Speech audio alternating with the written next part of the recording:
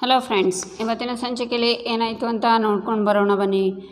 ಬೇಡ ಬಾವ ಅಂತ ಭಾರ್ಗವಿ ಹೇಳಿದರು. ಗ್ಲಾಸನ್ನು ತೆಗೆದು ಬಿಸಾಕಿ ಒಡೆದಾಕ್ತಾನೆ ಚರಣ್.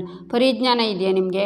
ಉಳ್ಕೊಂಡಿದ್ದು ಒಂದೇ ಒಂದು ಭರವಸೆ, ಅದನ್ನು ಒಡೆದಾಕ್ಬಿಟ್ರಲ್ಲ. ಅಯ್ಯೋ, ನನ್ನ ಮಾವನ್ನ ನಾನು ಹೇಗೆ ಉಳಿಸ್ಕೊಳ್ಳಿ ಅಂತಾಳೆ ಭಾರ್ಗವಿ. ಅದೇನಾದರೂ ಮಾಡ್ಕೊಳ್ಳಿ, ನನ್ನ ತಾಯಿ ವಿಷಯಕ್ಕೆ ಬರಬೇಡಿ ಅಂತ ಚರಣ್ ಹೋಗ್ತಾನೆ. ಬೃಂದ ನೋಡ್ತಾ ಇರುವಾಗ ಶ್ರೀಮಂತ ಮತ್ತು ಅರ್ಜುನ್ ಬರ್ತಾ ಇರೋದನ್ನು ನೋಡಿ ಮರದ ಅಡ್ಡ ನಿಂತ್ಕೊತಾಳೆ ಬೃಂದ. ಅರ್ಜುನ್ ಭಾರ್ಗವಿ ಹತ್ರ ಬಂದು, ಭಾರ್ಗವಿ, ನಿಮಗೇನಾದರೂ ತಲೆ ಕೆಟ್ಟಿದೆಯಾ? ಮನೆಯಲ್ಲಿ ಜಗಳ ಆಡಿದ್ದು ಸಾಲದು ಅಂತ ಬೀದಿಗೆ ಬಂದಿದ್ದೀರಾ ಅಂತಾನೆ. ಇಲ್ಲಿ ಒಡೆದು ಹೋಗಿದ್ದೇನು ಗೊತ್ತಾ? ಮಾವನ್ನ ಉಳಿಸ್ಕೊಳ್ಳೋಕ್ಕೆ ಇದ್ದಿದ್ದು ಒಂದೇ ಒಂದು ಸಾಕ್ಷಿ, ಇದರಲ್ಲಿ ಇದ್ದಿದ್ದು ಫಿಂಗರ್ ಪ್ರಿಂಟ್ಸ್ ಎಲ್ಲ ಹಾಳಾಗೋಯ್ತು ಅಂತಾಳೆ ಭಾರ್ಗವಿ. ಮಾವ, ನಾನು ಹೇಳಿರಲಿಲ್ವಾ ಇವಾಗಲೂ ಇವ್ರ ಡ್ಯಾಡ್ ವಿರುದ್ಧ ಸಾಕ್ಷಿ ಒಟ್ಟಾಗ್ತಿದ್ದಾರೆ ಅಂತಾನೆ ಅರ್ಜುನ್. ಲೋ ಅಳಿಮಯ್ಯ, ಆತುರಗಿಟ್ಟವನೇ ಥರ ಆಡಬೇಡ. ಅವಳು ಏನು ಹೇಳ್ತಾಳೋ ಮೊದಲು ಕೇಳಿಸ್ಕೊ ಅಂತಾನೆ ಶ್ರೀಮಂತ. ಅವ್ರು ಏನು ಹೇಳ್ತಾರೆ ನಾನೇ ಗೆಸ್ ಮಾಡ್ತೀನಿ. ಅದು ಗಾಯತ್ರಿ ದೇವಿ ಅವರ ಫಿಂಗರ್ ಪ್ರಿಂಟ್ಸ್. ನೀವು ಡ್ಯಾಡ್ನ ಕಾಪಾಡೋಕ್ಕೆ ಹೋಗ್ತಿದ್ರಿ ಅಲ್ವಾ ಅಂತಾನೆ ಅರ್ಜುನ್. ಹೌದು ಪಾರ್ಥ, ಅದೇ ಸತ್ಯ. ಇರೋ ಒಂದು ಸಾಕ್ಷಿನೂ ಹಾಳಾಯಿತು. ಇವಾಗ ಏನು ಮಾಡಬೇಕು ಅಂತಲೇ ಗೊತ್ತಾಗ್ತಿಲ್ಲ ಅಂತಾಳೆ ಭಾರ್ಗವಿ. ಗೊತ್ತಿತ್ತು ಭಾರ್ಗವಿ, ನೀವು ಹೀಗೆ ಅಂತೀರಾ ಅಂತ ಗೊತ್ತಿತ್ತು. ತಪ್ಪಿಸ್ಕೊಳ್ಳೋಕ್ಕೆ ಈ ಥರದ್ದೇನಾದರೂ ಒಂದು ಕಾರಣ ಹೇಳಲೇಬೇಕಲ್ಲ ಅಂತಾನೆ ಅರ್ಜುನ್. ಪಾರ್ಥ, ನನ್ನ ಕಾಳಜಿ ಯಾಕೆ ನಿಮ್ಗೆ ಅರ್ಥ ಆಗ್ತಿಲ್ಲ? ನೋಡಿ, ಇದು ನಾವಿಬ್ಬರು ಜಗಳ ಆಡ್ಕೊಂಡು ಕೂತ್ಕೊಳ್ಳೋ ಸಮಯ ಅಲ್ಲ. ಆದಷ್ಟು ಬೇಗ ಸಾಕ್ಷಿಗಳನ್ನು ಹುಡುಕಿ ಮಾವನ್ನ ಜೈಲಿಂದ ಹೊರಗಡೆ ತರಬೇಕು ಪಾರ್ಥ. ಇಲ್ಲ ಅಂದರೆ ಮಾವನ ಪ್ರಾಣಕ್ಕೆ ಅಂತ ಭಾರ್ಗವಿ ಹೇಳುವಾಗ, ಸಾಕು, ಎಲ್ಲರ ಮೇಲೆ ಕಾಳಜಿ ಇರೋದು ನಿಮಗೆ ಒಬ್ಬರಿಗೆ ಮಾತ್ರ. ಇನ್ನೂ ಹೆಚ್ಚಿನ ಮಾತಾಡಿ ಮರ್ಯಾದೆ ಕಳ್ಕೊಬೇಡಿ. ಮಾವ, ಹೊರಡೋಣ ಬಾ. ಇವ್ರ ಮುಖ ನೋಡೋಕ್ಕೂ ನನಗೆ ಅಸಹ್ಯ ಆಗ್ತಿದೆ ಅಂತಾನೆ ಅರ್ಜುನ್. ಲೋ ಅಳಿಮಯ್ಯ, ನೀನು ಮಾತಾಡ್ತಿರೋದು ಸರಿ ಇಲ್ಲ. ಭಾವನ ವಿರುದ್ಧ ಸಾಕ್ಷಿಯಾಗಿದ್ದರೆ ಚರಣ್ ಯಾಕೋ ಹೊಡೆದಾಗ್ತಿದ್ದ, ಸ್ವಲ್ಪ ಅರ್ಥ ಮಾಡ್ಕೊ ಅಂತಾನೆ ಶ್ರೀಮಂತ. ಇವಾಗ ನೀನೇನು ಬರ್ತೀಯೋ ಇಲ್ವೋ ಅಂತ ಅರ್ಜುನ್ ಹೋಗ್ತಾನೆ. ಅಳಿಮಯ್ಯ ಅಂತ ಶ್ರೀಮಂತ ಹೋಗ್ತಾನೆ. ಆಗ ಬೃಂದ ಅದನ್ನೆಲ್ಲ ನೋಡ್ತಾ ಒಂದು ಫೋಟೋ ತಗೊಂಡು, ನಿನ್ನ ಜೀವನ ರೋಡಿಗೆ ಬಂತಲ್ಲ ಭಾರ್ಗವಿ, ನಿನ್ನನ್ನು ಹೀಗೆ ನೋಡೋಕ್ಕೆ ಅದೆಷ್ಟು ಸಮಾಧಾನ ಆಗ್ತಿದೆ ಗೊತ್ತಾ? ಈ ಫೋಟೋನ ನೆನಪಿಗೆ ಅಂತ ಇಟ್ಕೋತೀನಿ. ನನ್ನನ್ನೇ ಟ್ರ್ಯಾಪ್ ಮಾಡೋಕ್ಕೆ ನೋಡ್ತೀಯಾ? ಅವರಿಗೇನಾದರೂ ತೊಂದರೆ ಆದರೆ ನನ್ನ ಕನಸು ನುಚ್ಚು ನೂರಾಗುತ್ತೆ ಕಣೆ. ನಾನು ಚೆನ್ನಾಗಿರೋಕ್ಕೆ ನೀನು ಹೀಗಿರೋದೇ ಸರಿ ಅಂತ ಯೋಚನೆ ಮಾಡಿ ಬೃಂದ ಹೋಗ್ತಾಳೆ. ಈಚೆ ಶಕ್ತಿ, ನಮಗೋಸ್ಕರ ಡೆಲ್ಲಿಯಿಂದ ಪಾಪ ಅವ್ರು ಬಂದಿದ್ದಾರೆ ಅಂತಾರೆ. ಲಾಯರ್ ಸಾಹೇಬರು ತುಂಬ ಫೇಮಸ್ ಅಂತ ಅನಿಸುತ್ತೆ. ಡೆಲ್ಲಿ ಬಿಟ್ಟು ಇಲ್ಲಿಗೆ ಬಂದು ಈ ಕೇಸನ್ನು ತಗೊಳ್ಳೋದಕ್ಕೆ ಹೇಗೆ ಒಪ್ಕೊಂಡ್ರಿ? ಇದಕ್ಕೆ ಕಾರಣ ದುಡ್ಡಂತೂ ಅಲ್ಲ ಅಂತಾಳೆ ಗಂಗಾ. ಎಲ್ಲರ ಜೀವನದಲ್ಲೂ ಒಂದು ಮುಗಿಯದೇ ಇರೋ ಅಧ್ಯಾಯ ಇರುತ್ತೆ. ಕೆಲವರಲ್ಲಿ ಮಾತ್ರ ಜೀವನ ಅದನ್ನು ಮುಗಿಸೋಕ್ಕೆ ಅವಕಾಶ ಕೊಡುತ್ತೆ. ಅವರು ಅಪರ್ಚುನಿಟಿ ಮುಜೆ ಮಿಲಾ ಹೇ. JP ವಿರುದ್ಧ ಗೆಲ್ಲಬೇಕು ಅಂತಲೇ ಈ ಕೇಸ್ ತಗೊಂಡಿದ್ದೀನಿ ಅಂತಾರೆ RK. ನಮ್ಮ ಹಾಗೆ ನಿಮಗೂ ಈ ಕೇಸು ಪರ್ಸ್ನಲ್ ಅಂತ ಆಯಿತು ಅಂತಾಳೆ ಗಂಗಾ. ಒಳ್ಳೆಯದೇ ಆಯ್ತಲ್ಲ ಗಂಗಾ. RK ಅವ್ರು ನಮ್ಮ ಹತ್ರ ಇರೋ ಒಳ್ಳೆ ಲಾಯರ್ ಮಾತ್ರ ಅಲ್ಲ, ನಮ್ಮ ಹತ್ರ ಇರೋ ವಜ್ರಾಯುಧ. ಅವ್ರು ನಮ್ಮ ಜೊತೆ ಇರೋವರೆಗೂ ಈ ಕೇಸಲ್ಲಿ ನಮಗೆ ಯಾರು ಏನೂ ಮಾಡೋಕ್ಕಾಗಲ್ಲ ಅಂತಾರೆ ಶಕ್ತಿ. ಬಾಣದಂತೆ ಚೂಪಾದ ಮಾತು, ಚುರುಕು ಬುದ್ಧಿ. ಕೇಸ್ ತಗೊಳ್ಳೋದಕ್ಕೆ ತಯಾರಾಗಿದ್ದೀರಾ, ಆದರೆ ನೀವು ಈ ಕೇಸ್ಗೆ ಸರಿಯಾದ ಲಾಯರ್ ಅಂತ ನಾನು ಹೇಗೆ ನಂಬೋದು ಅಂತಾಳೆ ಗಂಗಾ ಅಂತಾರೆ ಶಕ್ತಿ. ಆಗ RK ಎದ್ದು ಈಚೆ ಬಂದು, ಗೆಳೆತನದಲ್ಲೋ ಕನಿಕರದಲ್ಲೋ ಆಫ್ JP को छोड़ सकते हूँ ಹೇ ನಹಿ ಚೋಡುಂಗ. ನನ್ನ ಅವನ ನಡುವೆ ದೇಶ ಬಿಟ್ಟು ಅವ್ರು ಕುಚ್ ಬಿ ನಹಿ ಅಂತ ಫೈಲನ್ನು ಬಿಸಾಕಿ ಶಕ್ತಿ ಜೊತೆ ಮಾತಾಡಿದ ದಿನವೇ ಈ ಕೇಸು ಶುರುವಾಗಿದೆ ಅಂತಾರೆ RK. ಪರವಾಗಿಲ್ಲ ಶಕ್ತಿ, ಒಳ್ಳೆ ಜೊತೆ ಬೇಟೆಗಾರನ್ನೇ ಆಯ್ಕೆ ಮಾಡ್ಕೊಂಡಿದ್ಯಾ ಅಂತಾಳೆ ಗಂಗಾ. ಈಚೆ ಮನೆಯಲ್ಲಿ ಜಯಂತ್ ನ್ಯೂಸ್ ನೋಡ್ತಿರ್ತಾರೆ. JP ಕೇಸಲ್ಲಿ ಹೊಸ ಎಂಟ್ರಿ. ಸೆಂಟ್ರಲ್ ಮಿನಿಸ್ಟರ್ ಲೀಗಲ್ ಅಡ್ವೈಸರ್ ಪದವಿಗೆ ರಾಜೀನಾಮೆ ನೀಡಿ ಬಂದ RK. JP ವಿರುದ್ಧ RK ರಣತಂತ್ರ ಶುರು ಅಂತ ನ್ಯೂಸಲ್ಲಿ ಹೇಳ್ತಿರ್ತಾರೆ. ಅರ್ಜುನ್ ಬಂದು ಅದನ್ನು ಕೇಳಿಸ್ಕೊಂಡು TV ಆಫ್ ಮಾಡಿ, ಏನು ಚಿಕ್ಕು, ಈ ಥರ ನ್ಯೂಸ್ ನೋಡಿ ನಿಮ್ಮ ಮನಸ್ಸನ್ನು ಯಾಕೆ ಹಾಳು ಮಾಡ್ಕೊತಿದ್ದೀರಾ? ನಾವೆಲ್ಲರೂ ಧೈರ್ಯವಾಗಿರಬೇಕು ಅಂತಾನೆ. ಈ ನ್ಯೂಸ್ ನೋಡಿದರೆ ಮನಸ್ಸು ಹಾಳಾಗ್ದೇ ಇರುತ್ತೇನೋ. ವಾಪಸ್ ಬಂದಿರೋದು ಸಾಮಾನ್ಯವಾದ ವ್ಯಕ್ತಿಯಲ್ಲ RK ಅಂತಾರೆ ಜಯಂತ್. RK ಆದ್ರೇನು JK ಆದ್ರೇನು, ಕೋರ್ಟಲ್ಲಿ ವಾದ ಮಾಡಿದರೆ ತಾನೇ ಗೆಲ್ಲೋದು. ಆದರೆ ಏನು ನೇರವಾಗಿ ಗೆದ್ದೆ ಅಂತ ಅನೌನ್ಸ್ ಮಾಡೋಕ್ಕಾಗುತ್ತಾ ಅಂತಾನೆ ಅರ್ಜುನ್. ನನಗೆ ಹಾಗನ್ನಿಸ್ತಿಲ್ಲ. ಅವನ ಮೇಲೆ ನನಗೆ ನಂಬಿಕೆನೇ ಇಲ್ಲ ಅಂತಾರೆ ಜಯಂತ್. ಯಾಕೆ? ಅವರೇನು ದೇವರ, ಅಥವಾ ಅವರಿಗೇನಾದರೂ 2 ಕೊಂಬಿದೆಯಾ ಅಂತಾನೆ ಅರ್ಜುನ್. ಅವನಿಗೆ ಕೊಂಬು ಬರೋ ಹಾಗೆ ಮಾಡಿದ್ದೆ ನಮ್ಮಣ್ಣ, ನಿಮ್ಮ ಅಪ್ಪ. ಒಂದು ಕಾಲದಲ್ಲಿ ಈ RK ಇದ್ದಾನಲ್ಲ, ಅವನೊಬ್ಬ ಸಾಧಾರಣ ಲಾಯರ್. ಅಣ್ಣನ ವಿರುದ್ಧ ಕೇಸ್ ತಗೊಂಡ, ವಾದ ಮಾಡ್ದ. ಅಣ್ಣ ಅವನ್ನ ಸೋಲ್ಸೋದು ಅಷ್ಟೇ ಅಲ್ಲ, ಎಲ್ಲರ ಮುಂದೆನೂ ಅಹಂಕಾರದಿಂದ ಅವನಿಗೆ ಅವಮಾನ ಮಾಡೋಕ್ಕೆ ಶುರು ಮಾಡ್ದ. ಅಷ್ಟಕ್ಕೆ ನಿಂತಿದ್ರೆ ಪರವಾಗಿಲ್ಲ, ಆದರೆ ಅವರೊಬ್ಬ ಭ್ರಷ್ಟ ಲಾಯರ್ ಅಂತ ಇಡೀ ಊರಿಗೆ ಹೇಳ್ಕೊಂಡು ಬರೋಕ್ಕೆ ಶುರು ಮಾಡ್ದ. ಅವನ ಮೇಲೆ ಅಟ್ಯಾಕ್ ಆಯಿತು, ಅವನ ಮನೆ ಮೇಲೆ ಅಟ್ಯಾಕ್ ಆಯಿತು. ಪೋಸ್ಟರ್ಗಳನ್ನು ಹಂಚಿದ್ರು. ಅವನಿಗೆ ಕೊಡಬಾರ್ದ ಕಾಟಗಳನ್ನು ಕೊಟ್ಟರು. ಈ ಅವಮಾನಗಳನ್ನು ಸಹಿಸೋಕ್ಕಾಗದೆ ಅವನು ಊರು ಬಿಟ್ಟು ಹೋದ.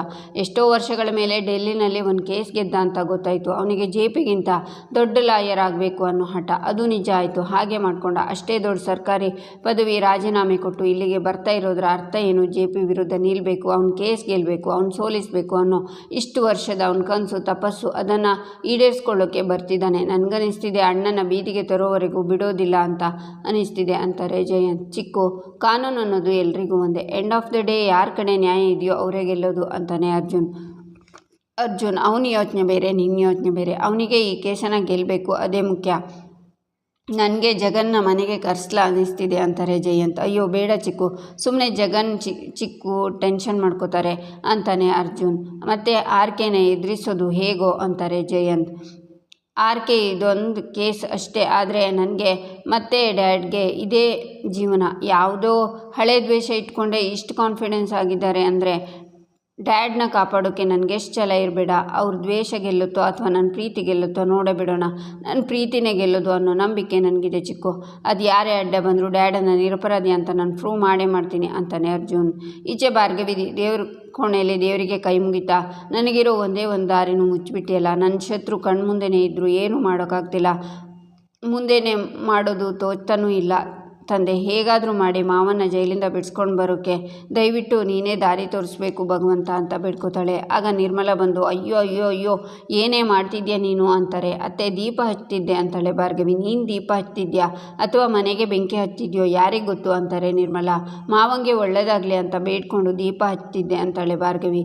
ಅದೆಷ್ಟು ಚೆನ್ನಾಗಿ ನಾಟಕ ಆಡ್ತೀಯ ಭಾರ್ಗವಿ. ನೀನೇ ಅವರನ್ನು ಜೈಲಿಗೆ ಕಳಿಸ್ಬಿಟ್ಟು ಈಗ ನೀನೇ ದೇವ್ರ ಹತ್ರ ಬೇಡ್ಕೋತಿದ್ಯಾ. ಏನೂ ಬೇಕಾಗಿಲ್ಲ. ಅಷ್ಟಕ್ಕೂ ಇದನ್ನೆಲ್ಲ ಮಾಡು ಅಂತ ನಿನಗೆ ಹೇಳಿದವ್ರು ಯಾರು? ನಿನಗೆ ಈ ಮನೆ ದೀಪ ಬೆಳಗೋ ಅರ್ಹತೆ ಇಲ್ಲ. ಬಾರೆ ಹೊರಗೆ. ಸಂಸಾರ ಹೊತ್ತಿ ಉರಿಯೋ ಹಾಗೆ ಮಾಡಿದವರಿಗೆ ಮನೆ ದೀಪ ಹಚ್ಚೋ ಅರ್ಹತೆ ಇರಲ್ಲ ಭಾರ್ಗವಿ. ಅಲ್ಲ ಸೊಸೆ ಅಂತೀಯ, ಸೊಸೆಗಿರೋ ಒಂದಾದರೂ ಲಕ್ಷಣ ನಿನಗಿದೆಯಾ?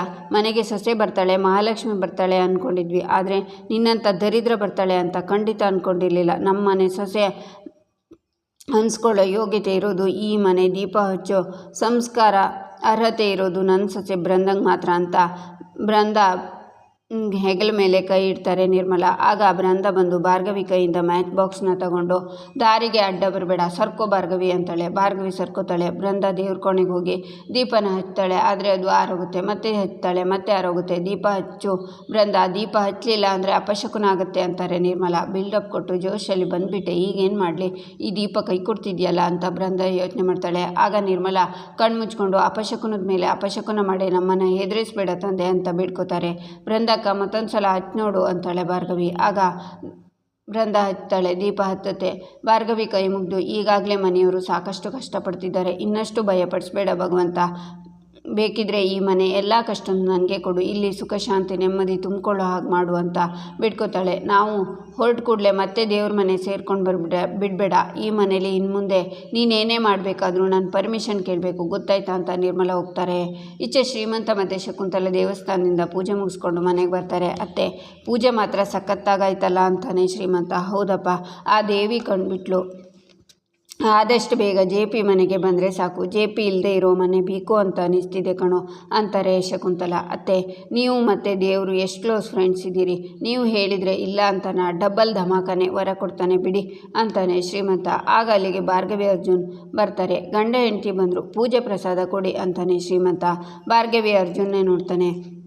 ಅಳಿಮಯ್ಯ, ಪ್ರಸಾದ ಅಂದರೆ ಅನ್ನ ಸಂತರ್ಪಣೆ ಮಾಡಿದ್ದಲ್ಲ, ಹೂವು ಹಣ್ಣು ಬಳೆ ಅರಿಶಿನ ಕುಂಕುಮ ಎಲ್ಲ ಕೊಟ್ಟಿದ್ದಾರೆ ಅಂತಾನೆ ಶ್ರೀಮಂತ. ಅದೇನು ಪೂಜೆ ಅಂತಾನೆ ಅರ್ಜುನ್. ಅಳಿಮಯ್ಯ, ಇವತ್ತು ಮಂಗಳವಾರ ಅಲ್ವಾ, ಅದಕ್ಕೆ ಭಾವನ ಹೆಸರಲ್ಲಿ ಅರ್ಚನೆ ಮಾಡಿಸಿ ಪೂಜೆ ಮಾಡಿಸ್ಕೊಂಡು ಬಂದಿದ್ದೀವಿ. ಇದನ್ನು ಗಂಡ ಆದವನು ಹೆಂಡತಿಗೆ ಕೊಡಬೇಕಂತೆ ಅಂತಾನೆ ಶ್ರೀಮಂತ. ಬೇರೆ ಯಾರಿಗಾದರೂ ಕೊಡಿ ಮಾವ ಅಂತಾನೆ ಅರ್ಜುನ್. ಈ ಮನೇಲಿ ನಿಮ್ಮಿಬ್ಬರನ್ನ ಬಿಟ್ಟರೆ ಯಾರಿದ್ದಾರೆ? ಜಯಂತ್ ಅದೇನೋ ಕೆಲಸ ಅಂತ ಹೋಗಿದ್ದಾರೆ. ಇನ್ನು ಜಗನ್ ದುಬೈ ಸೇರ್ಕೊಂಡಿದ್ದಾನೆ. ನಿಮ್ಮಪ್ಪ ಜೈಲಲ್ಲಿದ್ದಾರೆ. ಇನ್ನು ನಿಮ್ಮಣ್ಣ ಅಪ್ಪನ ಹೆಸರಲ್ಲಿ ಅರ್ಚನೆ ಮಾಡಿಸಿದ್ದೀವಿ ಅಂದರೆ ಗೊರ್ರ ಅಂತ ಬಂದುಬಿಡ್ತಾನೆ. ಈಗ ಉಳಿದಿರೋ ಸತಿಪತಿ ದಂಪತಿಗಳು ಅಂದರೆ ನೀವಿಬ್ಬರೇ ತಾನೆ ಅಂತಾನೆ ಶ್ರೀಮಂತ. ಅವ್ರ ಕೈಗೆ ಕೊಡಿ ಮಾವ, ಅವರೇ ಮುಡ್ಕೋತಾರೆ. ಶಕು, ನೀನಾದರೂ ಹೇಳು ಅಂತಾನೆ ಅರ್ಜುನ್. ನೋಡು ಪುಟ, JP ಹೆಸರಲ್ಲಿ ಅರ್ಚನೆ ಮಾಡಿಸ್ಕೊಂಡು ಬಂದಿದ್ದೀವಿ. ಪ್ರಸಾದನ ಹಾಗೆ ತಿರಸ್ಕಾರ ಮಾಡಬಾರ್ದು. ಗಂಡನಾಗಿ ನಿನ್ನ ಕರ್ತವ್ಯ ಮಾಡು. JPಗೆ ಒಳ್ಳೆಯದಾಗಲಿ ಅಂತನಾದರೂ ಇದನ್ನೆಲ್ಲ ನಿನ್ನ ಹೆಂಡತಿಗೆ ಕೊಡು ಪುಟ, ತಗೋ ಪುಟ್ಟ ಅಂತಾರೆ ಶಕುಂತಲ. ಆಗ ಅರ್ಜುನ ಹೂವನ್ನು ತಂದು ಭಾರ್ಗವಿಗೆ ಮುಡಿಸ್ತಾನೆ. ಭಾರ್ಗವಿ ಖುಷಿ ಆಗ್ತಾಳೆ. ಮುಖದಲ್ಲಿ ಇಷ್ಟೊಂದು ಮುನ್ಸಿದ್ರು ಮನಸ್ಸಲ್ಲಿ ಬೆಟ್ಟದಷ್ಟು ಪ್ರೀತಿ ಇದೆ. ಅಳಿಮೆಯ ತಗೋ ಈ ಬಳೆನೂ ತೊಡಿಸು ಅಂತ ಕೊಡ್ತಾನೆ ಶ್ರೀಮಂತ. ಅರ್ಜುನ್ ಭಾರ್ಗವಿ ಕೈಗೆ ಬಳೆನ ತೊಡಿಸ್ತಾನೆ. ಅಳಿಮೆಯ ಕುಂಕುಮ ಹಚ್ಬಿಡು ಅಂತಾನೆ ಶ್ರೀಮಂತ. ಅರ್ಜುನ್ ಭಾರ್ಗವಿಗೆ ಕುಂಕುಮನ ಹಚ್ತಾನೆ. ಹೆಂಡತಿ ಗಂಡನ ಕಾಲಿಗೆ ಬಿದ್ದು ಆಶೀರ್ವಾದ ತಗೋಬೋದು ಅಂತಾರೆ ಶಕುಂತಲ. ಸರಿ ಅಜ್ಜಿ ಅಂತ ಭಾರ್ಗವಿ ನಮಸ್ಕಾರ ಮಾಡುವಾಗ ಅರ್ಜುನ್ ದೂರ ಸರಿತಾನೆ. ಭಾರ್ಗವಿ ನಮಸ್ಕಾರ ಮಾಡಿ, ಪಾರ್ಥ ಮಾವ ಏನೂ ತಪ್ಪು ಮಾಡಿಲ್ಲ, ಎಲ್ಲ ಒಳ್ಳೆಯದಾಗುತ್ತೆ ಪಾರ್ಥ. ಅದ್ಯಾರೋ ಆರ್ಕೆ ಬಂದರು ಅಂತ ನೀವು ಭಯಪಡಬೇಡಿ. ನಿಮಗೆ ಮಾವನ್ನ ಉಳಿಸ್ಕೊಳ್ಳೋ ಛಲ ಇದೆ, ಗುರಿ ಇದೆ. ಮುಖ್ಯವಾಗಿ ಸತ್ಯ ನಿಮ್ಮ ಕಡೆ ಇರುವಾಗ ಒಬ್ಬರಲ್ಲ 1000 ಜನ ಆರ್ಕೆ ಬಂದರೂ ನಿಮ್ಮನ್ನು ಸೋಲ್ಸೋಕ್ಕೆ ಆಗಲ್ಲ. ಈ ಕೇಸಲ್ಲಿ ಗೆಲ್ಲೋದು ನೀವೇ ಪಾರ್ಥ ಅಂತಾಳೆ ಭಾರ್ಗವಿ. ನನಗೆ ಮನೆ ಹೊರಗಿನ ಶತ್ರುಗಳ ಬಗ್ಗೆ ಭಯ ಇಲ್ಲ, ಮನೆಯಲ್ಲಿ ಕಣ್ಮುಂದೆ ಇರೋ ಶತ್ರುಗಳ ಬಗ್ಗೆನೇ ಆತಂಕ ಅಂತಾನೆ ಅರ್ಜುನ್. ನಾನು ಆದಷ್ಟು ಬೇಗ ಮಾವ ಹೊರಗಡೆ ಬರಲಿ ಅಂತಲೇ ಬೇಡ್ಕೊತಿದ್ದೀನಿ ಅಂತಾಳೆ ಭಾರ್ಗವಿ. ನಿಮ್ಮ ಆ ಭಕ್ತಿ ಕಾಳಜಿ ನಿಜಾನೇ ಆಗಿದ್ದರೆ ಏನೂ ಮಾಡದೆ ಸುಮ್ಮನೆ ಇರಿ, ಆವಾಗೆಲ್ಲ ಸರಿ ಹೋಗುತ್ತೆ ಅಂತ ಅರ್ಜುನ್ ಹೋಗ್ತಾನೆ. ಶಕುಂತಲನು ಸಿಟ್ಟಿಂದ ಹೋಗ್ತಾರೆ. ಮಗಳೇ ಸಮಾಧಾನ ಮಾಡ್ಕೊ ಅಂತಾನೆ ಶ್ರೀಮಂತ. ಈಚೆ ಗಂಗಾ ಊಟ ಮಾಡ್ತಾ ಭಾರ್ಗವಿ ಹತ್ರ, ನೀನು ನನ್ನ ಸೋಲ್ಸೋ ಕನಸು ಕಾಣ್ತಿದ್ಯಾ ಅಂತಾಳೆ. ನೀನು ಮೋಸ ಮಾಡಿರೋದು ಒಬ್ರಿಗೋ ಇಬ್ಬರಿಗೋ ಅಲ್ಲ, 1000 ಜನಕ್ಕೆ ಅಂತಾಳೆ ಭಾರ್ಗವಿ. ಅದಕ್ಕೆ ಅಂತ ಟ್ರಸ್ಟಿಂದ ಟ್ರಸ್ಟ್ಗೆ ಅಲಿತಿದ್ಯಾ? ನೀನು ಇಷ್ಟೊಂದು ನಟರಾಜ್ ಸರ್ವಿಸ್ ಮಾಡಿದ್ರು ಯಾರಾದರೂ ಬಾಯ್ಬಿಟ್ರಾ? ನನ್ನ ಫಿಂಗರ್ ಪ್ರಿಂಟ್ಸ್ ಹಿಡ್ಕೊಂಡು ಹುಡುಕ್ತಿದ್ದೆ ಅಲ್ವಾ ಅಂತಾಳೆ ಗಂಗಾ. ಇಲ್ಲಿಗೆ ಈ ಸಂಚಿಕೆ ಮುಕ್ತಾಯವಾಗುತ್ತೆ. ಮುಂದಿನ ಸಂಚಿಕೆಗಾಗಿ ನಮ್ಮ ಚಾನಲನ್ನು ನೋಡಿ, ಸಬ್ಸ್ಕ್ರೈಬ್ ಮಾಡಿ, ಲೈಕ್ ಮಾಡಿ, ಸಪೋರ್ಟ್ ಮಾಡೋದನ್ನು ಮರಿಬೇಡಿ.